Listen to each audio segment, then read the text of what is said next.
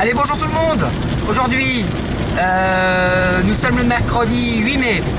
Nous sommes à quelques jours à quelques jours, à 18, un peu plus de 18 jours je crois, d'un spectacle qui va se passer sur Paris où on va utiliser des balles de tennis. Et moi aujourd'hui, les balles de tennis, je les fais chez les gens avec les nids de frelons asiatiques. Alors pourquoi je parle de balles de tennis?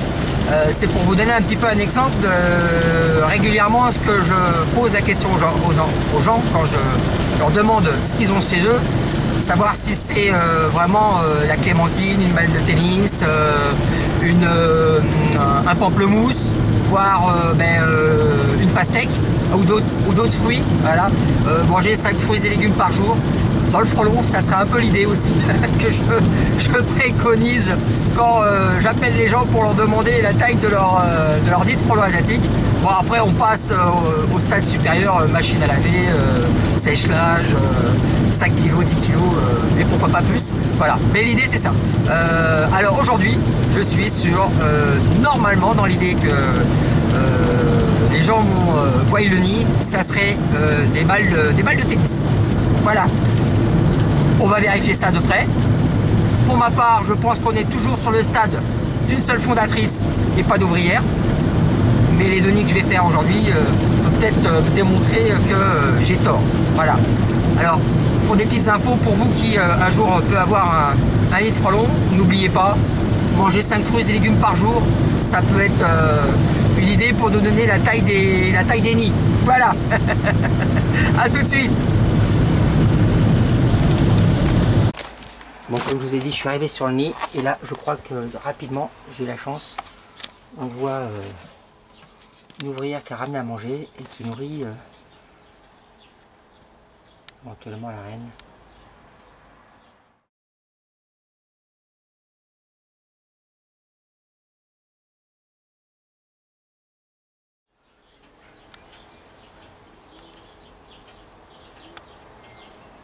Et vous voyez la taille de son enfant en fin de compte, hein, de sa fille.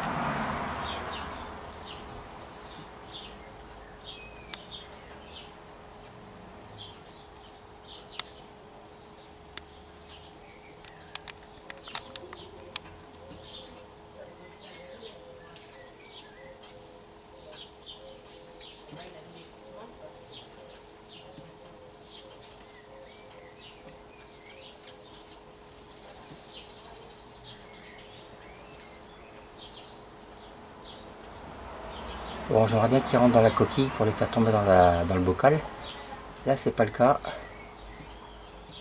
C'est pas le cas. On voit bien la différence hein, entre une naissance d'une ouvrière et la reine actuellement. Hein. Je pense que l'ouvrière après va prendre du poil de la bête. Hein.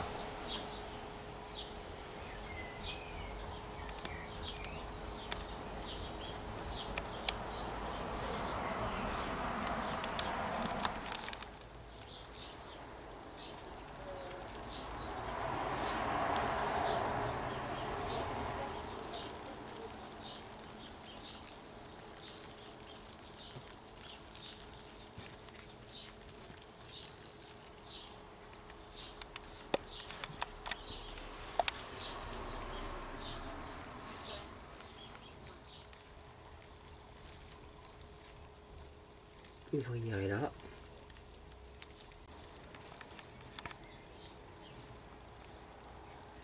Et la reine est là. Ou encore fondatrice, hein, comme vous voulez. Hein.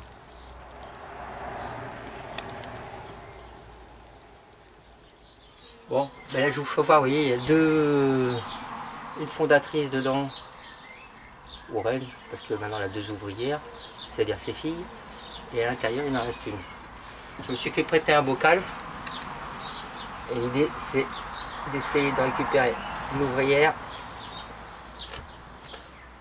qu'il y a dedans. Voilà. Bisous. Alors, mon bocal ne devait pas être très propre parce que je ne sais pas ce qui se passe. Et là on a son lit.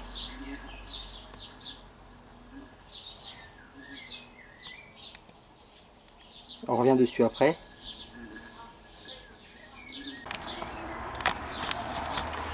Bon, ben, comme vous avez pu le voir, au démarrage il y avait la fondatrice avec une ouvrière sur la coquille, et à l'intérieur en fin de compte il y en avait une 3e. C'est pour ça que des fois il faut être prudent entre ce qu'on voit et ce qu'il y a à l'intérieur, la réalité des choses, hein, voilà.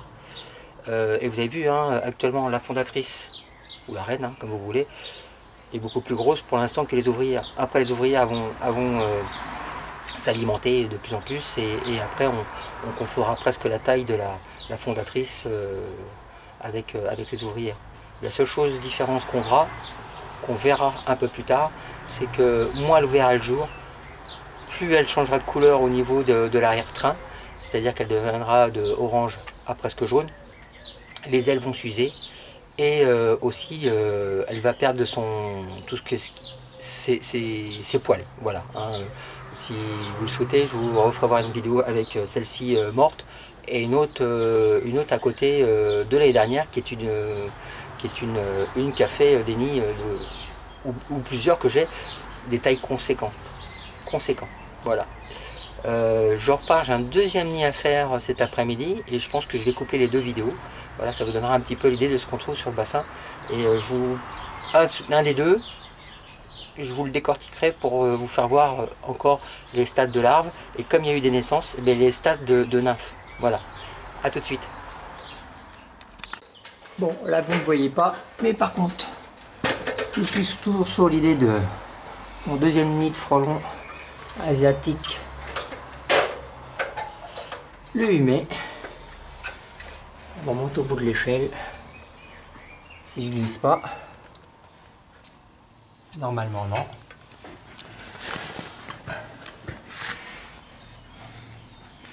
Voilà, le premier nid que j'ai fait, vous avez vu, il y avait plusieurs ouvrières.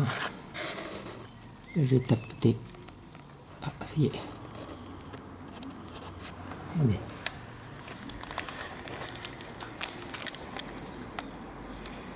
Petite tête qui dépasse. Alors, est-ce que c'est une ouvrière ou est-ce que c'est la fondatrice ou la reine, hein, comme vous voulez. Le but c'est que je vais demander un petit bocal parce que j'en ai plus pour la mettre dedans.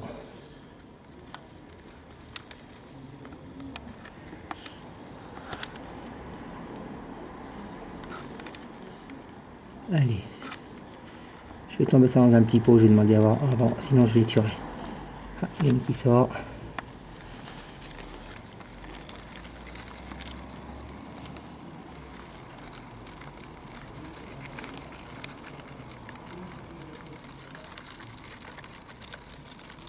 Je pense qu'elles sont plusieurs au bruit qu'on entend, hein. Au grattement que j'entends, et pas toute seule. On verra ça une fois dans le bocal. Bon, ben comme vous avez pu le voir, il y a quelques minutes, j'étais en voiture le 8 mai. Le 8 mai, oui, on travaille. Quand il y a des urgences et que les gens sont inquiets, qu'ils ont un nid de frelons, il faut intervenir.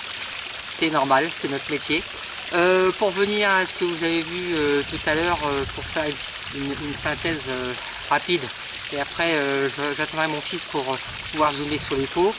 Vous voyez, sur les nids que j'ai fait régulièrement dans les semaines passées, jusqu'à encore hier, généralement j'avais une fondatrice et une ouvrière qui commençait à désoperculer. Et là aujourd'hui, j'ai fait 2 nids cet après-midi, et 2 nids, il y avait une fondatrice et 2 ouvrières. C'est-à-dire après elle passe en stade de reine. Je vais en profiter que mon fils est là, en même temps il va me couper, la la cascade pour que ça fasse moins de bruit. C'est vrai que c'était agréable. Je vous laisse écouter le temps qui coupe. Et là j'ai des abeilles qui tournent autour de moi, elles ne sont pas contentes. Voilà. C'est la magie de l'informatique. Tac, on appuie, ça s'arrête. Et en plus il m'a débranché même le système qui tourne. Et comme ça on remet tout à zéro. C'est pas grave. Bon, ben voilà, pour faire simple, dans le premier pot, j'ai mon fils est rentré parce que les abeilles, il a mis du parfum et bien sûr elle l'attaque. Alors retour à la maison. Il y a une ouvrière dedans. Hop. Je fais comme ça. À l'intérieur. Là, je vous refais voir sa maman avec une de ses filles qui est... hop. Elle s'accroche, elle s'accroche. Voilà. Là, à l'intérieur, on a les deux. Mais je vous les ferai voir de très très près à l'intérieur du bocal. Hein.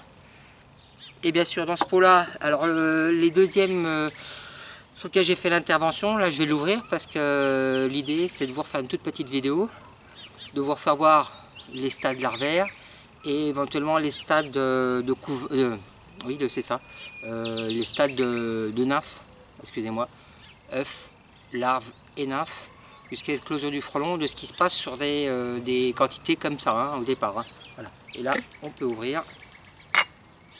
Et là, j'ai la coquille qui est là. Hop. Et là, j'ai... Là, c'est un nid que j'ai mis quand je l'ai enlevé du plafond. J'ai mis un peu de poudre dedans pour tuer tout le monde. Hein. Parce que c'est un peu compliqué de garder tout le monde. Hop. Alors là, j'ai une, deux... Ah ben, j'ai 3 ouvrières. J'avais dit 2. Ben là, j'en ai 3. J'ai peut-être dit 3. Je m'excuse. Voilà. Et je vais pencher la caméra. Voilà. En espérant que vous puissiez bien voir. Une ouvrière, 2 ouvrières, 3 ouvrières et la reine, maintenant qu'on peut appeler reine, qui est là. Alors attention, c'est que des femelles, hein, non sexuées, elles ne peuvent pas se reproduire. Si la reine elle meurt, ça ne produit pas d'œufs. Et là, la suite, et on le verra bien à l'intérieur, je vais essayer de me rapprocher. Dans le fond, on voit des petits opercules noirs, c'est les excréments et avec des œufs qui ont été repondus. Voilà. Au 8 mai, ce qu'on trouve comme nid. Dans ma région. C'est-à-dire des grosses clémentines. Un peu plus que clémentines. Voilà. A tout de suite, je vous décortique ça de près et sur la prochaine vidéo.